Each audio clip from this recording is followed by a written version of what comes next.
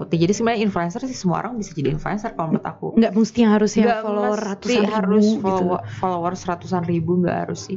Apalagi sekarang kayak verify account aja kan bisa dibeli. Jadi Benar. kayak orang tuh kayak gila dengan jumlah followers dan gila verify account dan gila jumlah followers gitu. Jadi kayaknya penting banget, padahal di akhirat nggak kali tanya, lu verify nggak?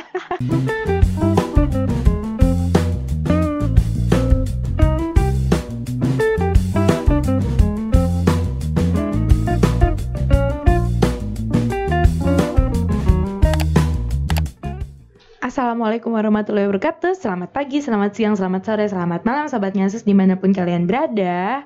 Masih sehat terus kan? Masih semangat terus kan? Harus dong. Kayak narasumber yang aku bawa hari ini, colorful banget, ceria banget, semangat banget. Emang dari penampilannya juga colorful, karena beliau ini terkenal sebagai fans beratnya Avril Lavigne. Tapi dia adalah seorang influencer. Siapa coba tuh? Influencer yang favorit banget sama Avril Lavigne. Penasaran? Kita sambut aja Iki Avril. Halo, apa kabar? Kabarku baik. Baik, alhamdulillah. Ini dari mana? Dari Bandung langsung atau gimana? Iya, aku tadi dari Bandung. Dari Bandung langsung. Wow. Dibela-belain tuh buat Sobat Nyasus di rumah. Tapi baik ya kabarnya ya, sehat Kabar terus. aku alhamdulillah baik. Terus gimana selama pandemi ini berpengaruh nggak ke mungkin ke mental, ke kebahagiaan? Makin bahagia malah. Oh, justru makin bahagia. Makin bahagia. Kan biasanya kan orang-orang malah makin aduh stres ya? nih, nggak bisa kemana-mana gitu. Aku kan. enggak sih. Gitu. Malah bersyukur karena ternyata hidup ini gak selamanya. Bener. Jadinya banyak hikmahnya ya. Gitu. Tapi di rumah selama WFH ngapain aja? Aku ada kerjaan online. Oh, nanti kita kerjaan bahas online. ya. Oh, kerjaan online itu maksudnya apa nih? Bikin online Usaha shop? makanan. Oh, usaha makanan. Oh, kayaknya bisa nih dibahas habis ini. Tapi aku pengen tahu dulu nih. Kan kamu kan sekarang kan jadi influencer ya. Follow akun Instagramnya apa? IQY_AVRIL. Oke, jadi Iki_Avril ya. Nah, itu followersnya aku lihat tuh udah 150.000 ya. Kayak salah lihat ya. Bener kok, aku nggak salah. Cuma 1.000. Yang salah cuma laki. Ya, berarti kan udah termasuk kategori influencer nih. Gitu. Nah, itu perjalanannya gimana sih? Latar belakangnya sebelumnya tuh gimana gitu bisa jadi influencer? Oke, awalnya ya. Awalnya mungkin aku nggak tahu sih sejak kapan aku disebut influencer, mungkin sama netizen. Cuman aku main Instagram dari 2012. Okay. Oh, sebelum ketemu Instagram dulu deh. Kita dulu main Facebook kan. Oh, Facebook. Ya, ada zaman Facebook itu. Jadi aku tuh suka sama Avril Lavigne. Aku ngeidolain tuh udah dari zaman aku SD 2002 sampai sekarang sih. Nah, jadi pas Facebook tuh fans Avril di Indonesia tuh dia bikin fans club gitu. Oke. Terus pas mereka bikin fans club tuh mungkin ada salah satu yang kenalin aku. Dan diomongin lagi ke mereka ini, katanya itu tuh Iki tuh kayaknya dia paling fanatik nih dari se-Indonesia tuh, paling fanatik dari rambutnya panjang paling sama, dari gayanya, dan koleksinya itu paling komplit karena Avril tuh kan punya clothing line ceritanya. Dan aku tuh selalu motoin barang-barang aku kan. Jadi mungkin dari situ aku kayak followers aku banyak. Mungkin dari Facebook kan nggak ada followers saya, tapi banyak yang add gitu ya. Nah, setelah pindah ke Instagram, nah dari situ mungkin dari situ awalnya, dari fans-fansnya Avril dulu sih, dari Instagram. Setelah itu ya berjalan iringnya waktu ya nambah mungkin karena style aku aneh gitu ya. Kalau buat orang Indonesia itu kan weird ya. Dengan rambut warna-warni, terus pakai gelang spikes, sepatu aku juga ada gambar butterfly. Ya spikes gitu, kayak gambar zombie itu kan buat orang Indonesia aneh banget. Stand out banget ya gitu kan. Jadi kalau mungkin kalau aku ngepost foto di IG, jadi pasti orang ngeliat wah aneh nih, jadi diikutin. Jadi followers mungkin awalnya karena style aku sih yang unik. Awalnya gitu. Jadi emang nggak ada niatan untuk jadi selebgram sebenarnya. Sekali nggak ada sih. Malah aku bingung. Selebgram sama influencer bedanya apa? Karena kalau selebgram mungkin lebih ngerasa dirinya seleb. Kalau aku kan bukan seleb ya, karena aku nggak pernah muncul di mana-mana. Tapi kalau influencer kan orang yang mempengaruhi. Mungkin kalau influencer ya ya setiap orang kayaknya bisa jadi influencer deh. Mau followers 1000 juga bisa jadi influencer kalau lu bisa memberikan dampak yang baik buat followers lu. Kayak misalnya tiap hari ngingetin, hari Jumat nih jangan lupa baca Al-Kahfi ya. Nih tiap pagi sholat duha ya. Jangan lupa skincarean, jangan lupa minum air putih. Jadi sebenarnya influencer sih semua orang bisa jadi influencer kalau menurut aku. Nggak mesti harus yang follower ratusan ribu harus gitu. Followers ratusan ribu nggak harus sih. Apalagi sekarang kayak verify account aja kan bisa dibeli. Jadi kayak orang tuh kayak gila dengan jumlah followers dan gila verify account dan gila jumlah followers gitu. Jadi kayaknya penting banget, padahal di akhirat nggak kali tanya, lu verify nggak? Gila pengakuan ya, gitu. Lu followers berapa? Tapi pandangan lo sendiri nih tentang influencer itu maksudnya gimana ya? Lu sendiri tuh ngelihat diri lo sebagai influencer nggak sih? Kalau gue nggak mau kepedean sih. Ya mungkin iya ya kalau buat followers gue, karena tiap hari gue berusaha memberikan info atau berbagi kebaikan. Kayak misalnya ada yang minta dibantu buat share donasi. Aku ikut share donasi, otomatis itu aku menginfluence orang untuk ikutan donasi kan. Nah itu kan kayak apapun, nggak harus promosi makanan, nggak harus promosi baju, untuk nge-influence sesuatu yang baik pun kalau menurut aku udah jadi influencer. Apapun bentuknya ya gitu pokoknya, tapi dalam hal yang baik ya, dalam hal yang positif. Hal yang negatif juga banyak sih kayaknya. Ya, lu termasuk nggak tuh yang untuk influence hal negatif? Enggak ya, mudah-mudahan enggak dong gitu. Nah, so far apa aja sih yang udah lo lakuin selama gini, peran lo sebagai influencer atau selebgram sekarang ini gitu, apa aja sih yang udah lo manfaatin gitu loh untuk untuk kebaikan ya? Kalau untuk kebaikan ya yang jelas, kalau gue selama gue aktif gitu ya sama followers gue, mungkin dari 2000 berapa ya, 16 mungkin ya, 2016 itu mulai aktif.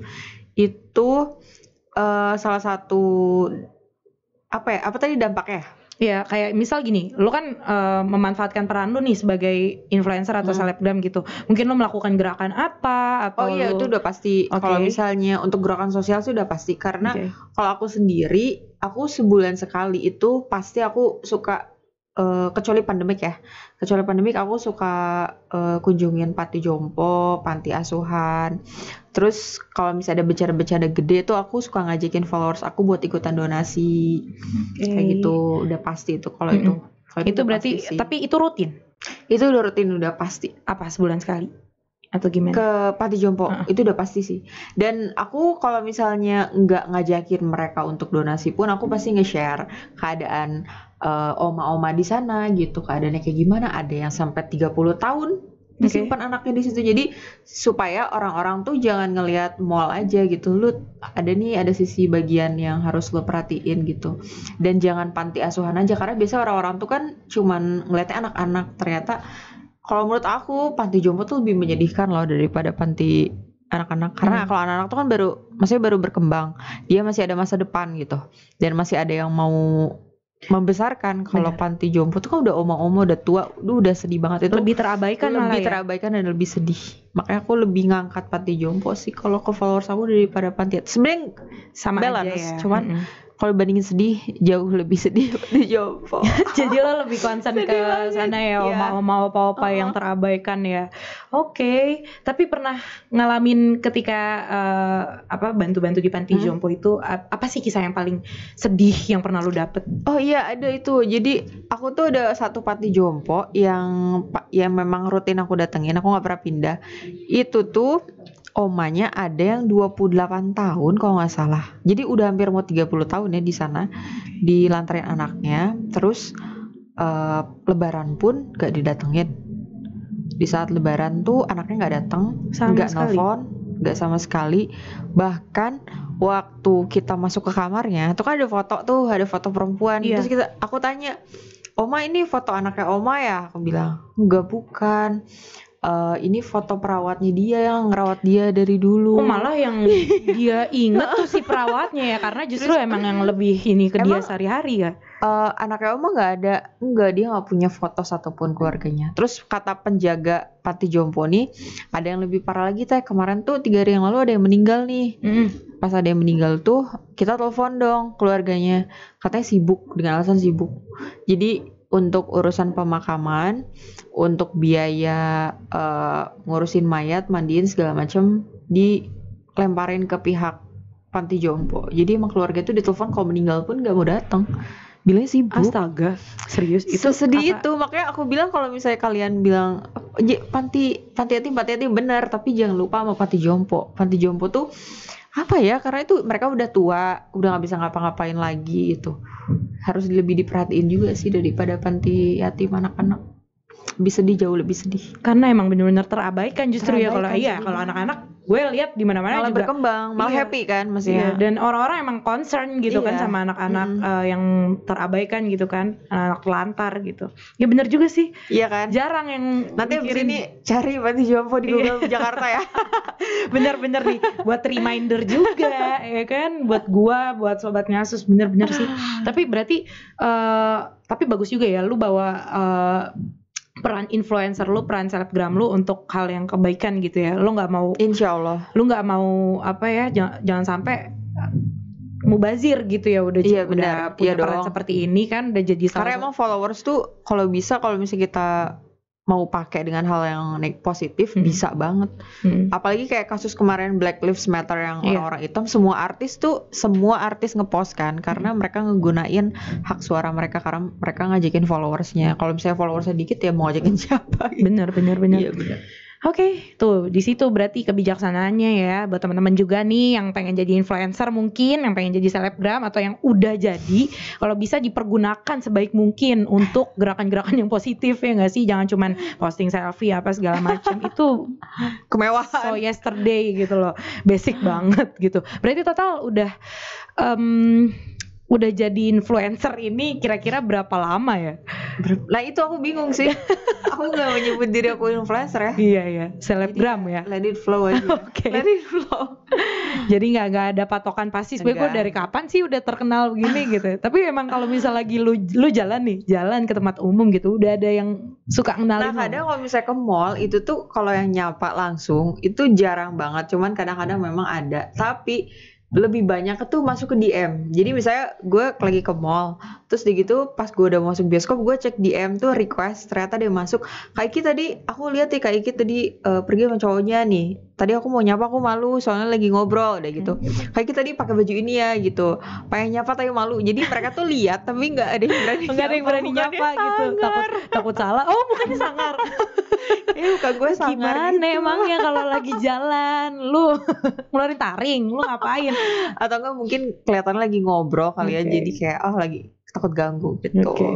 Padahal setelan lo kayaknya nggak judes juga sih. Iya makanya. Padahal aku selalu bilang sih, aku selalu balas kalau misalnya ketemu di jalan itu sapa aja.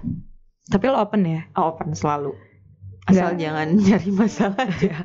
Tapi kan kadang-kadang ada juga yang nggak mau gitu, nggak suka gitu. Udah ini Ranut. Kalau followers gue udah 100M kali waktu gue pasti kayak gitu. Kalau bisa jangan dong. Lo tetap harus jadi lo yang begini, ya nggak sih? Gitu. Tapi yang nggak enaknya jadi selebgram atau influencer ini, gue agak rancu nih jadinya nih nyebutnya. Sebenarnya influencer aja sih lebih influencer enak. Ya gitu. Nah ya enak dan nggak enaknya jadi influencer ini gimana? Kalau enaknya lumayan banyak juga sih. Kalau enaknya mungkin kalau ada kalau ada kontrak sama brand, kita bisa kasih rate yang lebih tinggi gitu dibanding yang di bawah sama kita. Jadi misalnya karena jam terbang kayak mungkin kayak artis-artis juga ya, makin dia sering diundang di TV, makin mahal kan. Jadi sama aja kayak influencer, makin sering dia ikutan campaign sama brand, berarti harganya pun makin naik. Terus suka dikasih fasilitas, misalnya barter sama endorsement hotel, bisa minta kamar yang junior suite tuh yang misalnya 5 juta atau 10 juta per malam. Aku pernah nih waktu itu dapat barter nginep pas aku ke Bali, staycation ke Bali tuh aku dapat hotel bintang 5 yang semalamnya itu 30 juta. Itu family Sweet room 30 juta kan. Wow, 30 juta gue kalau kayak tabungan untuk semalam kayak nggak mau deh. Tidur aja kayaknya. Lu mikir-mikir ya. Gak tidur. Sayang gitu. 30 juta nih. Gue tidur gitu aja, besok udah pagi lagi gitu. Besok udah pagi lagi. Kalau bisa gue nikmatin nih, kagak tidur-tidur gitu ya. Itu dia makanya enaknya itu sih. Oh pernah kayak gitu ya. Tapi paling tinggi apa sih fee ya? Atau kayak gitu barter endorsement yang pernah lo dapet tuh? Paling tinggi apa ya? Berapa tuh? Ya, yang pernah lo dapet? Sekitar lah mbak. Fee-nya sekitar berapa sih? Iya, range-nya berapa? Ya lumayan beli tas. Oh, lumayan. Tas apa dulu nih? 100.000. Oh, suka merendah. Mungkin 100.000 tuh maksudnya 100 juta. Iya. Enggak. Paling tinggi tuh berapa? Cukup buat hidup lah mbak. Hidup berapa lama nih? Gue penasaran nih, beneran nih. Gue korek nih. Cukup buat hidup. Oh gitu. Cukup buat hidup pokoknya. Cukup buat hidup selama berapa puluh tahun mungkin ya. Amin ya, supaya gue yang perlu dikorek susah banget ya Allah. Oke, tapi itu ya. Tapi ada perjalanan. Nggak enaknya. Oh nggak enaknya juga banyak. Nggak enaknya biasanya kita tuh suka ada kan followers yang kayak sirik, iri, jadi selalu ngeliat tuh yang jelek-jeleknya aja, selalu nyari yang negatifnya aja. Jadi kalau misalnya kita ngepost apa, selalu di komen. Aku tuh kan haters gitu ya. Haters sih enggak ya, cuman julid. Julid. Gitu. Oh, iya.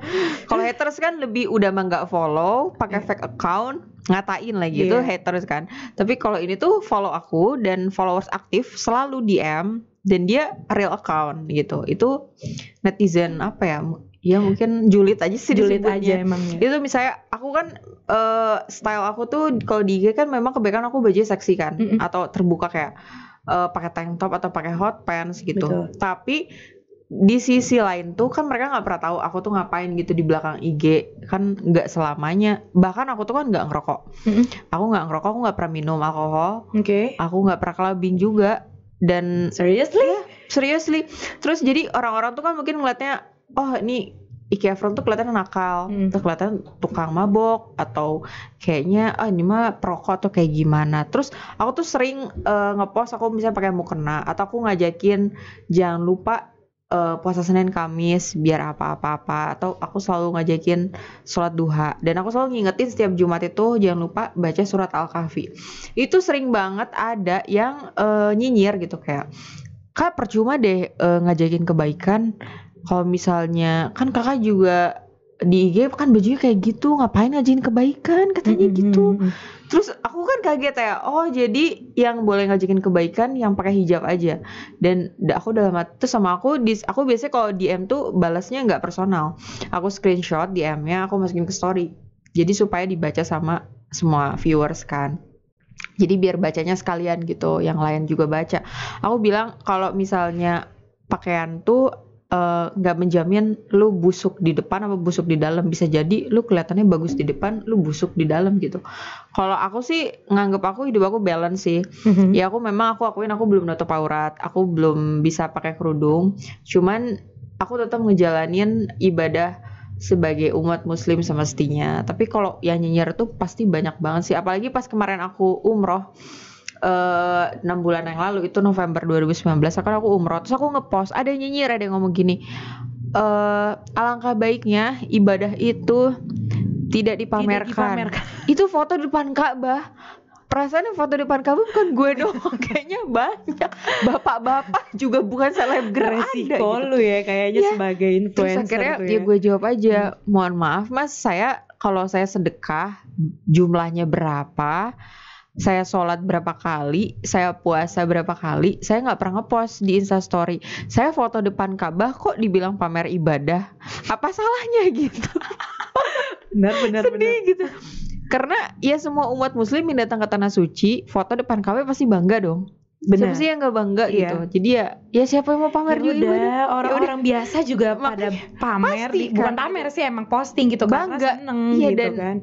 Ya bangga sih nginjekin kaki di tanah suci Iya, gitu. kalau pamer juga nggak mesti di depan Ka'bah sih gitu kan. Udah aja di rumah pakai mukena guys 30 jus.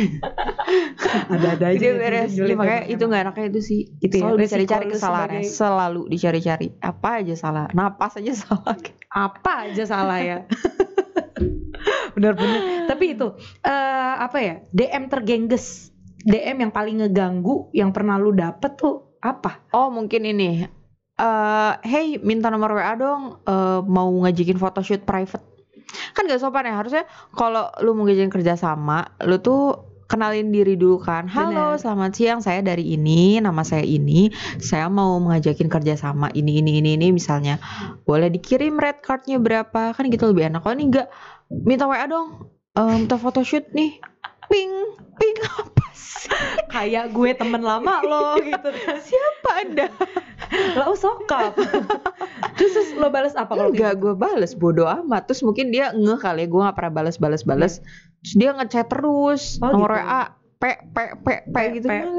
Aku sebenarnya jarang sih ngeblok orang tuh, jarang. Jadi kalau misalnya ada yang ngeselin pun aku diamin aja, biarin aja dia lihat IG gitu. aku. Silakan, enggak. Karena kalau misalnya orang udah benci banget mau diblok juga, nanti dia pasti muncul lagi dengan akun yang berbeda kan. Iya sih. Jadi bener. sama aja, ngapain? Biarin aja, nggak usah diblok. Ignore aja ya. Ignore aja. Oke. Tapi pernah dapat temen gak sih dari follower lu? Maksudnya temen banyak. yang emang Justru temen aku jadi yang temen deket gitu. banyak banget. Justru aku punya temen deket tuh yang sampai sekarang sahabat tuh justru jadi dari dunia maya awalnya. Oh gitu. Dari fans Avril juga. Serius. Oh gitu. Dari fans Avril juga. Jadi contohnya ya, ini temen aku yang udah jadi artis nih, Via Valen.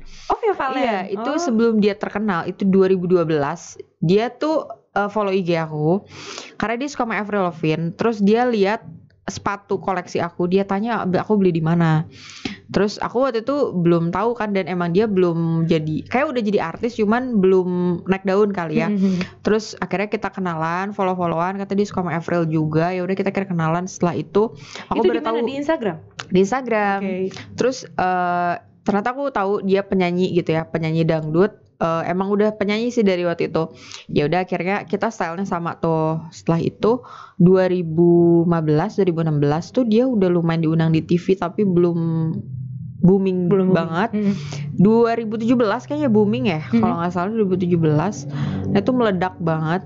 Itu orang-orang pernah nanya kan, kok Iki bisa kenal sih sama Via, dan banyak barang kita kan kembarannya. Sedangkan fans-fans dia tuh kayak se-fans itu sampai nemuin foto aku mau foto Via tuh di grid gitu. Nilihat barangnya Kak Iki sama Kak Via, ini kembaran banyak banget ya, koper, sepatu kayak gitu. Dia temuin gitu foto-foto kita zaman dulu, kok bisa nemu gitu. Ya kita tuh kenal bukan karena dia artis dan aku influencer, enggak. Dari 2012 kita udah kenal, itu dari dunia maya karena kita suka sama Avril Lavigne. Aku juga ada sahabat itu dia orang luar kota, sama luar negeri juga, tapi orang Indonesia. Dia suka sama Avril Lavigne, dan kita kenalan dari Facebook dulu.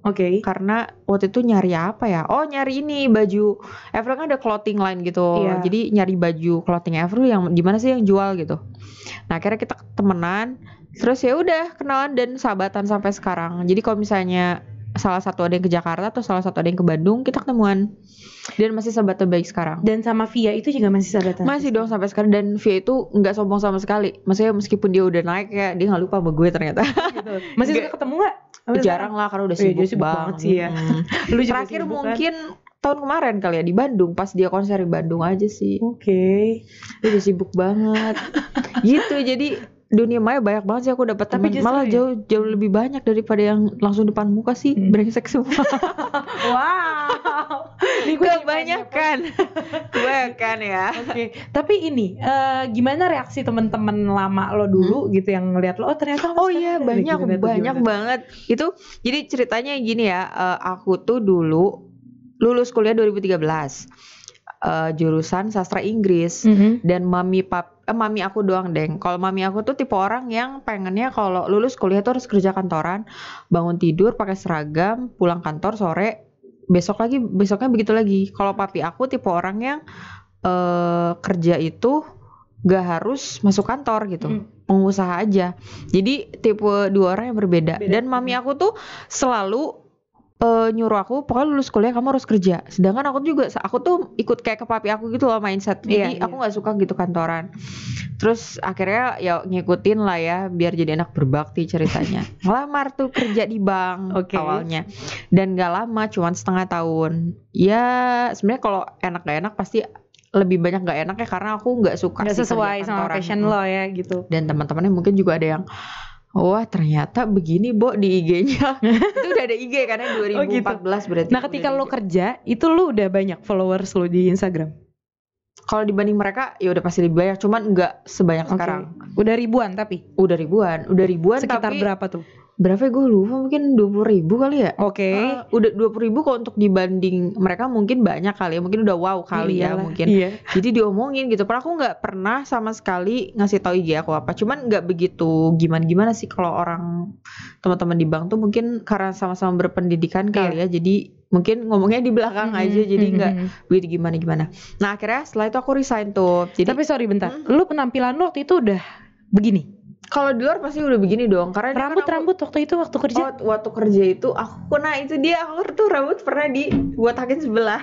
Di skin? Iya skin. Jadi kan kalau dibantu digelung. Jadi kelihatan itu nih tahu gue ya di perbankan tuh agak strict ya gitu peraturannya. Jadi, tapi ketahuan nggak sama pihak ya bukan manajemen? Ketahuan, iya kelihatan gitu. Terus ditegur nggak? Nggak ada yang berani negur, tapi ngomongin semua gitu. Ini jadi makanya mungkin sama atasan nggak ditegur. Nah sama atasan itu awalnya tuh kayak nggak percaya gitu, nggak mungkin lah ada anak cewek kepalanya dibotakin sebelah. Terus lama-lama ya mungkin ada yang sirik juga kali ya, diomongin gitu. Ya akhirnya itu nggak boleh. Ya terus saya bilang, ya Bu saya mau gimana lagi Bu, saya sebelum masuk rambut saya udah begini. Oh emang sebelum masuk sih ya. Jadi kalau emang ibu mau saya keluar ya nggak apa-apa. Soalnya kalau mau diapain Bu, kan cuma bisa nunggu mau dipakein wig juga nggak mungkin setengah gitu kan. Terus ya udah akhirnya mungkin udah capek, dan aku pun udah ngerasa sih kayaknya emang bank tuh bukan tempat aku untuk kerja untuk lama. Jadi ya aku nggak ngikutin rulesnya gimana. Akhirnya aku resign setelah 6 bulan kemudian. Itu pun gara-gara apa ya? Gara-gara waktu itu aku gara-gara apa nih? Belum cerita. Agak-agak memalukan sih. Gara-gara mau holiday coba. Kenapa? Gimana coba? Jadi waktu itu aku pacar tuh ada di Jepang, cerita LDR kita. Dan aku tuh sebelum kerja di bank udah beli tiket ke Jepang. Mau liburan ketemu sama dia, dan liburnya tuh lumayan lama, sebulan. Jadi pas kerja itu nggak mungkin kan cuti sebulan. Iya. Terus jadi aku tuh nanya tuh gimana aku harus relain kerja atau relain tiket. Dan pikir-pikir emang aku kan gak betah juga ya di bank. Jadi akhirnya ya udah aku resign aja sekalian aja gitu. Terus orang-orang makanya kalau nanya bucin ya. Kalau resign sebenarnya enggak ya. Gitu bukan. Tapi emang beli tiketnya sebelum kerja atau udah lama banget. Udah lama. Udah setahun sebelum. Paham sih, ya kan basic gitu ya nyari tiket murah. Iya. Tapi kalau emang kerjaan gue bikin betah pun, ya gue pasti bisa lo ngerelain ya. Ini kan emang kebetulan juga, ya udahlah akhirnya. Nah setelah itu pulang dari Jepang, nyokap gue marah-marah lagi kan. Itu cari kerja lah, udah jadi sarjana mesti jadi apa-apa. Jadi kayak ngerasa ilmu gue nggak bermanfaat. Padahal gitu ya. Gue itu English private teacher juga dari zaman kuliah sampai sekarang malah. Jadi aku ngajarin anak SD, SMP, SMA sampai kuliah. Dan yang S2 pun ada yang kelas sama aku. Padahal aku S1. Lo ada lisensinya? Untuk ngajar. Tapi lo emang open aja gitu ya, sharing ilmu gitu. Karena emang awalnya tuh waktu itu zaman kuliah tuh ada adiknya teman aku yang pengen dilesin bahasa Inggris. Terus ya udah aku lesin, ternyata cocok dan dari mulut ke mulut aja sih. Jadi awalnya tuh nggak ada niat buat ngelesin banyak orang, ternyata banyak dapat murid dari mulut ke mulut gitu. Jadi kalau misalnya mami aku bilang aduh kalau misalnya udah jadi sarjana nggak kepake ilmunya, ya kan sebenarnya udah kepake ya. Bahkan sampai sekarang aku nggak pernah lupa itu grammar, aku nggak pernah, karena aku tiap hari aku pakai karena aku ngajar gitu. Itu murid sampai berapa tuh waktu itu? Kalau waktu aku belum sibuk sih sampai 8 ya waktu itu. Seminggu 2-3 kali per anak. Jadi lo samperin ke rumahnya apa mereka? Iya, aku yang samperin. Wow. Justru yang anak kecil tuh sedikit, SD, SMP, SMA. Banyak tuh yang kuliahan yang seumuran. Yang bapak-bapak juga ada. Manajer Mayora itu dia 36 ya, umurnya apa 37 gitu. Semangat banget itu lesnya.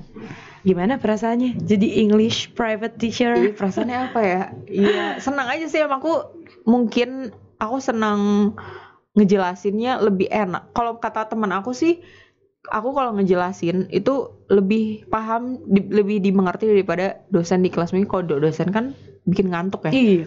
Kalau misalnya kita ngobrol gini kan lebih masuk, justru lebih masuk. Jadi emang lebih enak private sih gitu. Begitu ya. Ini juga nih, apa namanya? Baru denger juga nih kisahnya. Lu pernah jadi guru private ya. Wah, tapi waktu itu emang udah jadi influencer juga atau enggak dari kuliah ya waktu itu ya? Kuliah. Nah, cerita yang lucunya mungkin kalau dari kisah English private teacher tuh waktu itu jadi apa nih? Karena aku tuh ya itu tadi kan dikenalin dari mulut ke mulut. Ada orang tua murid nyari guru, minta ke yang udah dilesin sama aku, dikasih lah.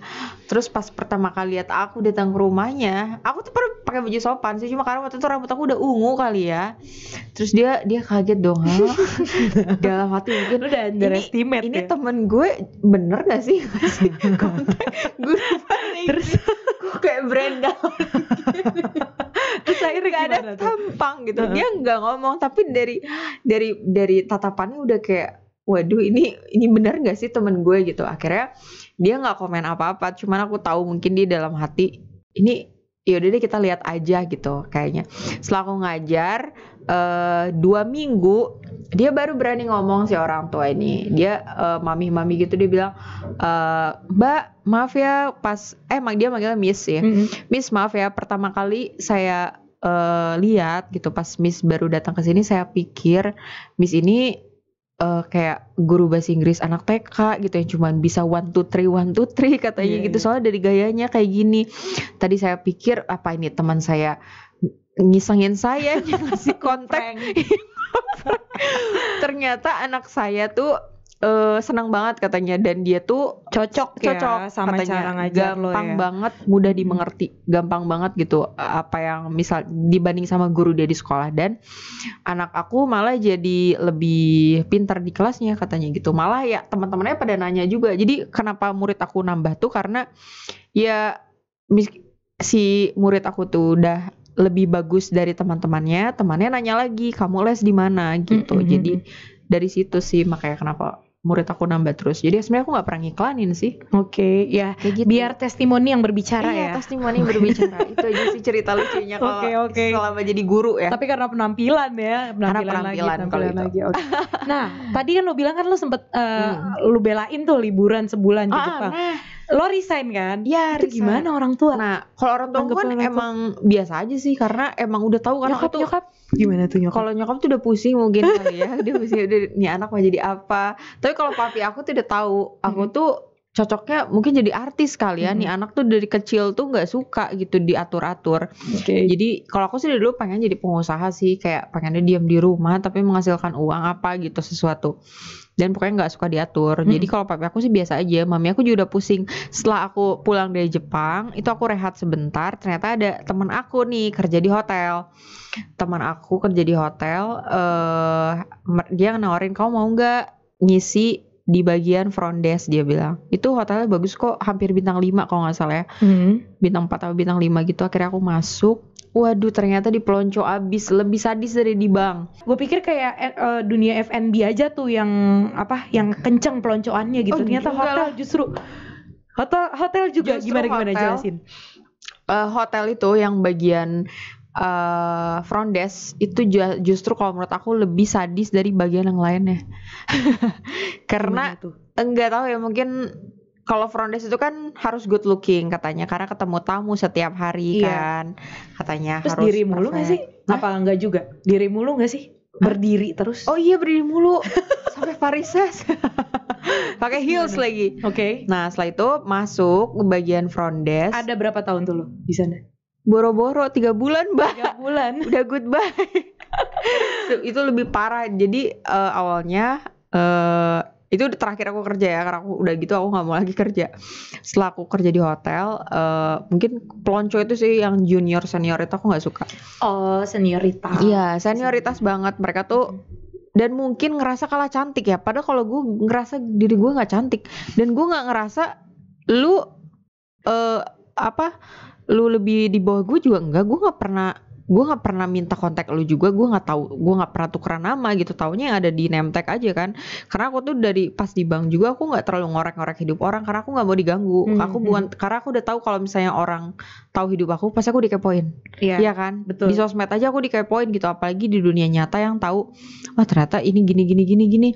Setelah itu mungkin ada salah satu nih yang kepo, dia nyari tahu, nggak tahu gimana ceritanya nemu IG gue.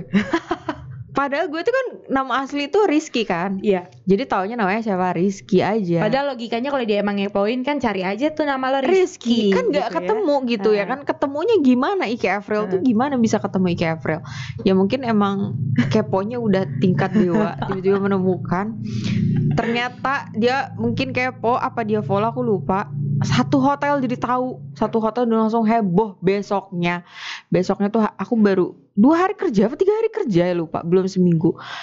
Yang cowok nanya gini besoknya di sebelah nanya, Ki, gue mau nanya dong sama lu. Nanya apaan? Lu tuh sebenarnya siapa? Maksud lo apa? Gue hantu. Siapa apa? Zombie maksudnya. Terus kata dia apa? Ngakak. Siapa apanya? Ya lu siapa? Soalnya ini anak hotel pada ngomongin lu di satu gedung kan. Oke. Ngomongin gimana? Gue bilang kan itu kondisinya ya. Lu emang udah ini ya, IG juga udah gak rame sih, mungkin paling 10.000, 20.000 ya aku lupa. Oh itu ya, jadi urutannya dari bank terus ke hotel nih. Iya udah gitu udah stop. 2014 itu 2015 sorry. Berarti bank 2014 di hotel awal banget ya. Mungkin Maret atau April. Itu lah udah puluhan ribu lah ya gitu. Tapi nggak banyak sih. Banyak ya, lupa kalau di zaman waktu kan itu. Kata lu udah 20.000 tuh, berarti lupa kan sih 10.000-an lah mungkin ya. Terus akhirnya ya lu siapa, soalnya anak-anak pada ngomongin lu kayak, wah ini dia artis nih ngapain ya, udah banyak duit kok ngapain kerja di hotel katanya gitu. Nah pas di hotel rambut kan tapi gimana tuh? Rambut gue hitam. Oh udah hitam dan lagi. Emang hitam sih. Pas di bank?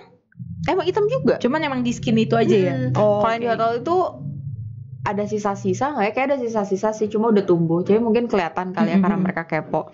Terus yang anak cowok ini bilang, soalnya satu gedung ini pada ngomongin lu, katanya lu artis nih tapi ngapain lu kerja di bank, katanya. Gue bingung artis dari mana. Emang lu pernah liat gue di TV? Kan nggak ada, gue bilang. Terus ya abis katanya orang-orang liat di Instagram lu. Hah, Instagram gue? Kok bisa nemu IG gue? Gue kaget di situ. Gue nggak pernah ngenalin diri gue siapa ya, gue bilang, karena gue baru banget kerja di situ. Tiba-tiba tahu dari mana. Kerja juga kan pakai seragam gitu. Jadi kayak nggak ada kelihatan aneh-anehnya kan, boro-boro gitu, sama aja kita setara gitu. Terus makanya bingung kok bisa nemu, ternyata ya mungkin dari salah satu anak cewek, biasanya kan cewek kan ya. Terus akhirnya kata si anak cowok ini, ya katanya ada salah satu pegawai terus lihat IG lu, dilihat-liatin tuh ke anak-anak di back office, katanya dilihat nih anak baru tuh ternyata ini lihat udah jalan-jalan ke Jepang loh, katanya kita aja udah bertahun-tahun kerja pernah kemana-mana. Ya terus masalah sedih banget itu kan hidup gitu. Iya itu kan hidup orang ya, kenapa pada rese ya. Kayak aku kaget gitu, hah? Kalau misalnya aku jalan-jalan keluar negeri terus aku nggak boleh gitu kerja di hotel, aku bingung di situ. Terus ya pokoknya intinya aku dibahasnya, lu di IG tuh lu udah kelihatan mewah loh, lu udah kayak di endorse nginep di hotel, udah ke Jepang sebulan, udah ke Hong Kong, udah kemana, baju lo bagus-bagus dengan style aku Avril Lavigne yang banget gitu, sepatu yang aneh-aneh, gambar spikes, tengkorak kayak gitu, kayak udah banyak duit ngapain kerja lagi di hotel gitu. Nih orang iseng atau ngapain gitu. Kayak di gitu-gitu. Orang yang kayaknya gitu ya. Iya. Nah, lo kan kerja nih, rambut sih hitam ya. Baju juga pakai seragam. Nah, kalau keluar-keluar nih, pergi hangout, itu lo pakai bajunya stylenya seperti ini. Iya, full color. Berani ya? Berani. Mungkin itu kali ya yang kenapa orang kalau misalnya tadi kan nanya kenapa followersnya bisa banyak. Mungkin awalnya gara-gara ini orang aneh banget kayaknya full color di Instagramnya foto kayak gitu. Karena emang gue sehari-hari kayak gitu. Stand out banget gitu jadinya kan penampilan lo, look emang lo suka gitu. Sih gitu, bukan karena dipaksa pengen wow gitu, enggak, emang suka kayak gitu. Terus sering dapet apa ya tanggapan dari orang-orang yang lo ketemu gitu, itu gimana tuh? Kalau di mall misalnya, kalau di mall udah pasti ngeliatin di atas sampai bawah itu udah pasti diliatin. Udah pasti diliatin. Cuma kalau saudara enggak sih, sama keluarga udah tahu sih. Nah, iya, keluarga sama Avril Lavigne. Oh Udah gitu. tahu, jadi udahlah emang. Karena emang koleksi gue sih di kamar kayak gitu, jadi ya udahlah emang udah gayanya gitu. Tapi keluarga nggak masalah lah ya. Nggak masalah. Oke. Karena yang penting sekarang mendatangkan uang. Malah gue kadang suka ngomong sama orang tua gue, kadang sih memang tiap hari kan paket datang gitu ya. Ada yang endorsean, ada yang emang belanja. Jadi kayak belanja terus. Terus gue bilang, iya kan ini juga kan untuk konten gitu. Nanti kan Iya, juga iya, mendatangkan uang. Modal ya. Modal. Oke. Sekalian. Apa? Nah, lu tadi bilang kan masih suka belanja ya. Buat konten juga gitu. Nah, berarti sebentar. Untuk yang buat keperluan lu konten itu memang totally, maksudnya emang lu konsep atau Enggak emang sih. ya kayak gini juga, ya udah emang gue penampilannya kayak gini. Emang karena gue suka aja sih kalau yang gue belanja itu karena gue suka. Kan, berarti maksudnya gini, berarti walaupun itu belanja buat konten juga, tapi emang yang lo pakai keseharian gitu kan? Iya, jadi masuknya sebenarnya itu yang gue belanja yang karena gue suka, gue pakai. Terus kalau misalnya nanti ada kayak undangan atau misalnya ngisi acara, nih suruh jadi pembicara di mana atau photoshoot sama brand, tapi stylenya kamu banget, kita nggak sediain wardrobe. Itu kan gue pakai wardrobe sendiri, ya wardrobe-nya yang ada di kamar gue aja. Jadi kalau gue beli sesuatu ya sebenarnya ya karena gue pakai dan emang kepake juga buat brand-brand yang nanti ngundang gue gitu. Oke. Enaknya kenapa lo mempertahankan style Iya, konsisten dan emang ya? suka juga, kan ada juga ya orang yang kayak dijadiin boneka ya misalnya. Bener. Kayak sama manajemennya lu harus gini tuh banyak banget teman-teman gue juga kayak dijadiin boneka sama manajemennya. Kalau gue enggak, emang gue suka, gue nggak suka disuruh-suruh. Jadi ya emang gue senangnya kayak gini, bukan karena kemauan orang. Bagus sih. Jadi tetap orisinil ya. Iya. Terus lu berdiri sendiri atau independen? Iya, atau gue independen, gue nggak masuk manajemen apapun. Udah sering ditawarin ya? Sering banget sih ditawarin manajemen. Oke, terus mungkin apa ya? Gak ada yang lo ambil? Enggak sih, karena pernah gue nggak tapi? Gak pernah sekali juga, karena gue nggak suka di kontrak gitu sih, karena takut ribut sih intinya gue. Sama teman aja biasanya suka ribut kan, kalau misalnya kita join apa tuhnya ribut. Jadi kalau itu udah masing-masing aja deh. Iya benar-benar dari dulu suka sampai juga. Sekarang lo sendiri aja. Iya betul. Oke. Jadi ngatur semua sendiri. Betul. Ada manajer nggak? Manajer nggak ada. Tapi aku ada admin. Oke. Sebutnya admin aja ya. Soalnya kalau manajer kayak lebih eksklusif ya. Jadi lo selama ini berdiri sendiri nih. Iya. Nggak pernah masuk manajemen dan nggak pernah ada manajer, nggak ada. Nggak ada sih, ada admin paling. Lo nyebutnya admin. Oh gitu. Tapi emang semua jadwal lo semua lo atur sendiri. Iya, gue atur sendiri. Dan itu pernah kesusahan nggak? Pernah kerepotan nggak? Enggak sih. Oke. Kalau yang kayak samaan jadwalnya pernah, jadi ya mau nggak mau lepas salah satu, jadi milih salah satu. Oke. Jadi emang harus pintar-pintar manajemen waktu juga ya. Oke. Terus kalau untuk, ini sebenarnya gue masih penasaran nih yang tadi nih. Penghasilan influencer nih, kita tuh semua kepo sebenarnya. Nggak ada patokan sih, cukup untuk makan pokoknya. Cukup untuk makan dan beli sampo, jalan-jalan. Beli sampo, range sabun. Dong, bocorin range gitu. Mungkin setiap influencer beda-beda ya.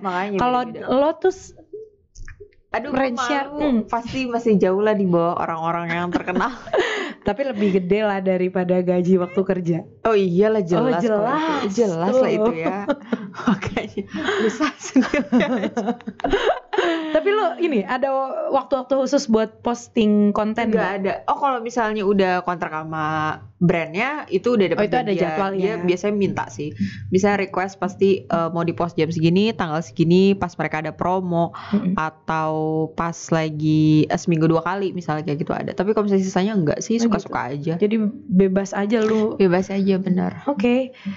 Jadi lu bener-bener jadi influencer nih secara tidak sengaja ya sebenarnya. Tidak sengaja sebenarnya. Emang gak lo maksudkan untuk jadi seperti itu. Karena mungkin ada yang diniatin ya, sampai mungkin bikin akun YouTube atau mungkin podcast kayak gini juga, terus atau bikin sensasi mungkin ya. Iya, benar. Apa gitu. Ada skandal sekarang gitu. Gitu ya, yang naik ya. Pansos.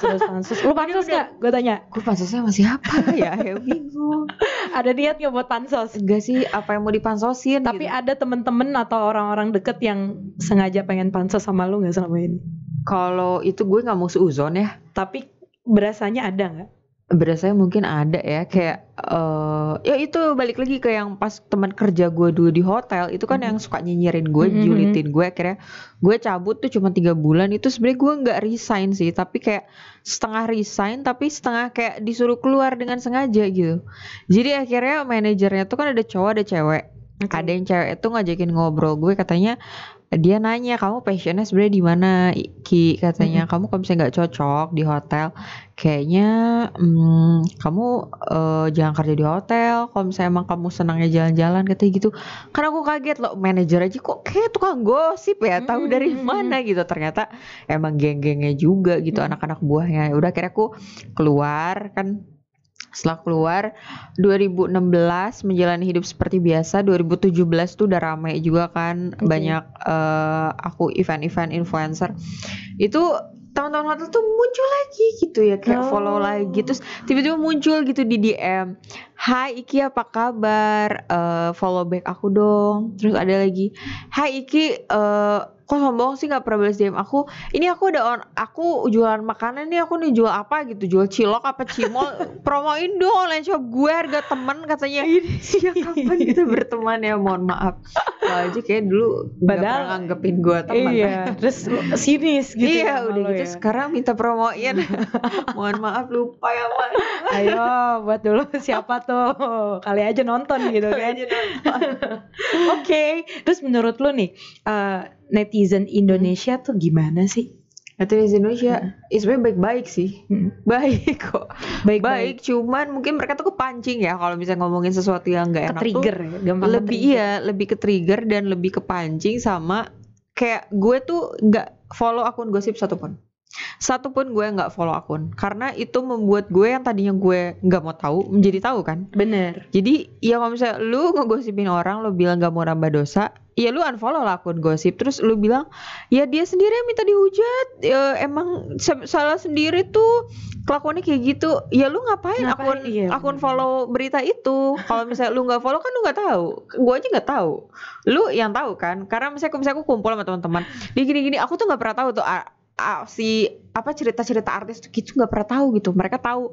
Terus pas ditanya, lu nggak tahu Ki? Enggak, karena gue nggak follow akun gosip kan. Jadi makanya gue tuh berusaha nggak mau mencari tahu yang sebenarnya gue nggak usah tahu gitu. Sama sekali kayak kalau misalnya gue baca komen akun gosip kan sadis-sadis kan. Itu kan kayak lu cari-cari sendiri. Jadi sebenarnya netizen Indonesia tuh sebenarnya baik. Gue yakin semua mereka baik. Cuman karena mereka kepancing berita yang nggak enak, jadi itu yang membuat mereka keluar jempolnya untuk berkata-kata kasar. Jangan suka cari tahu deh apa yang bukan urusan lo gitu ya. Jangan follow akun-akun kayak gitu. Cukup aja follow idola lu, siapa idola lu, tempat makan yang enak, di mana, yang lebih bermanfaat lah, resto-resto di Bandung yang enak-enak. Nah itu kan lebih bermanfaat ya. Iya benar. Jadi nggak nambah dosa juga, nggak nambah pikiran. Lu itu penyakit hati loh itu, jangan salah. Bikin hate komen gitu. Ada aja ya orang tuh netizen Indonesia julid gitu.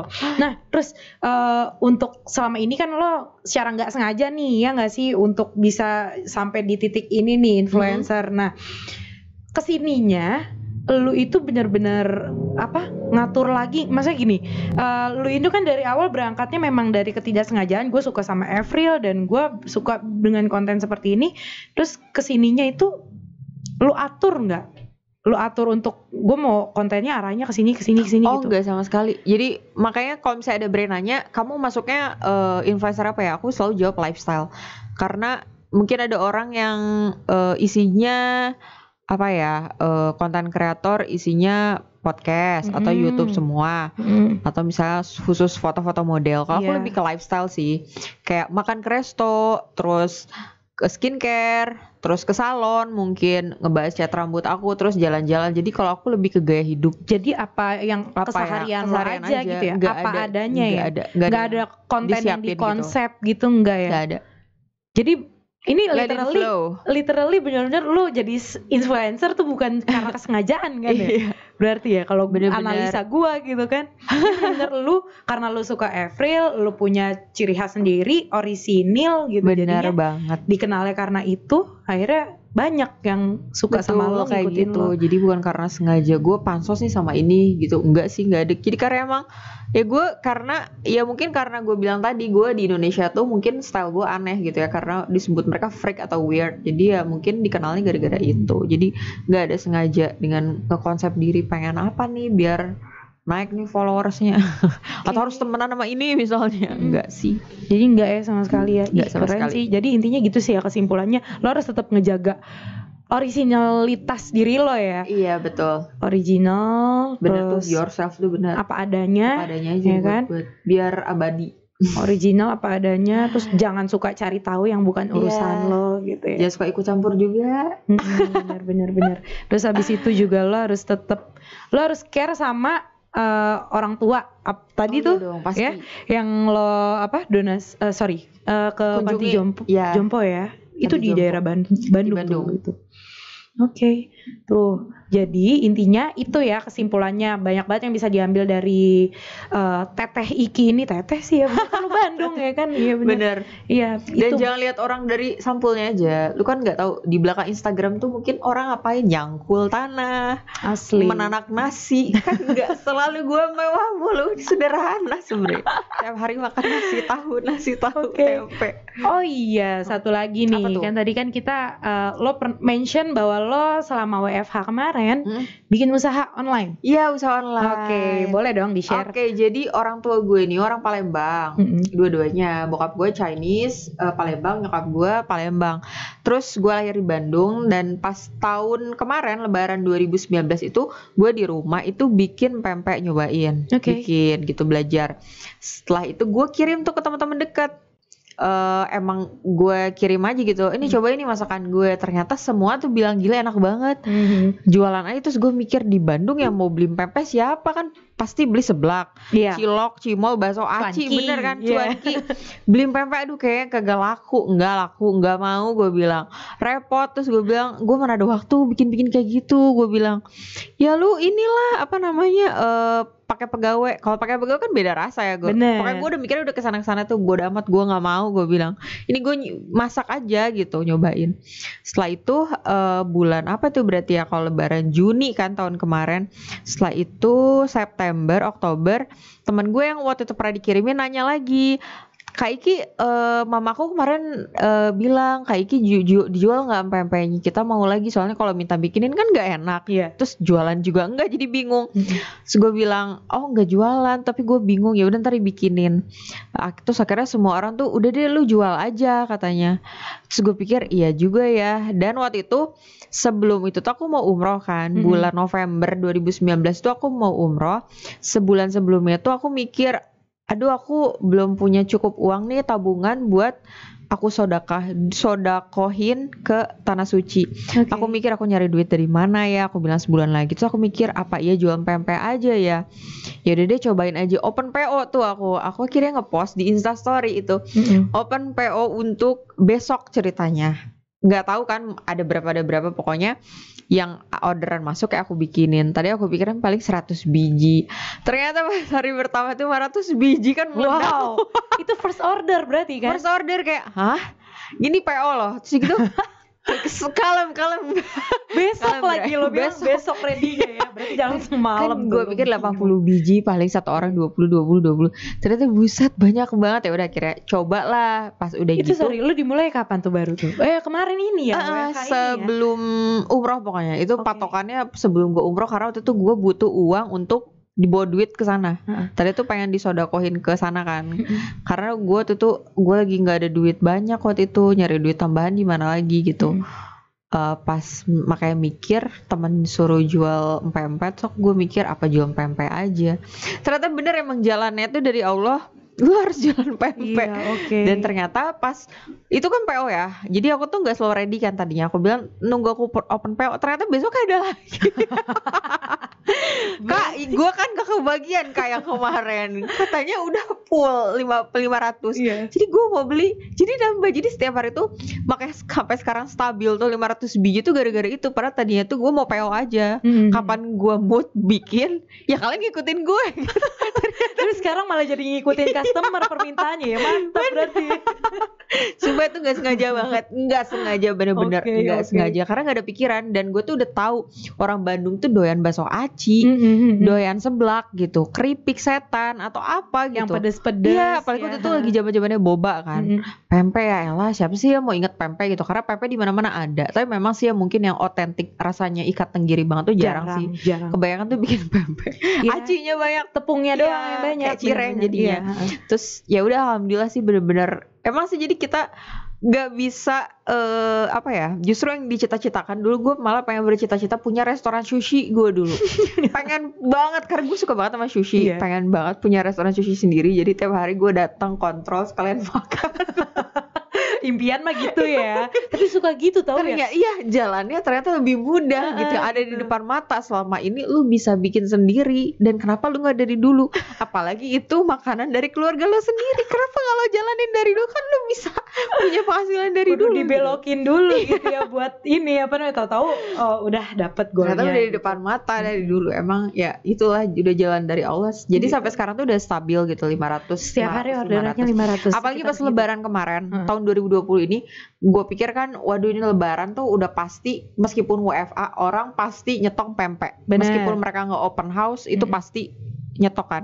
Seorang tuh bisa pesen 200 biji satu orang. Satu orang. Pernah ada dapet satu orang. Sering banget. Oh malah sering banget kayak buset, lu sekeluarga satu rumah berapa orang? Malah ada temen gue gitu. Temen gue pesan 150, seminggu habis satu keluarga berapa orang gitu, di 6 kalau nggak salah. Sehari tuh bisa 2 kali ngambil pempek. Jadi emang yang kenapa 500 biji tuh yang pertama mungkin ada juga sih yang beli misalnya beli 10 tapi kebanyakan itu ada yang beli 100 buat nyetok di kulkas katanya selama pandemik. Beli 200 biji. Apalagi lebaran kemarin tuh sehari gue nerima orderan 1000. Wow. Sampai bingung. Itu selama seminggu full. Jadi 7 dikali 1000, 7.000 biji dalam seminggu. Jadi tuh ya ada orang kaki tangannya. Nah, iya. Itu lu masak sendiri atau di awal-awal sendiri pasti ya? Awal-awal sendiri. Sekarang ada yang bantu sih. Tapi masih tetap lo yang ini adonannya kan? Tetap dong biar sama kan rasanya. Tapi emang repot pas lebaran itu sih. Jadi gue yakin insya Allah mungkin tahun depan kalau misalnya ketemu lagi nih usahanya masih lancar tahun depan, ya pasti kejadiannya lebaran harus lebih prepare lagi sih. Karena emang edan banget kalau lebaran tuh seminggu full. Gila gitu. Saya mau pesan aja. Tapi bener berkah work from home tuh ya begitu ya. Work from home tuh kayak orang, gue bosen.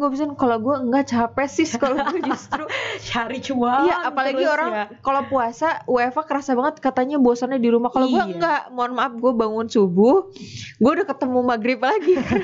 Pas lihat jam, buset udah jam 4 sore lagi, cepet banget. Gak kerasa itu lo ngerjainnya pas itu ya. Jadi non-stop ya, tiap hari itu gak ada liburnya. Orang kerja kan Sabtu Minggu libur gitu.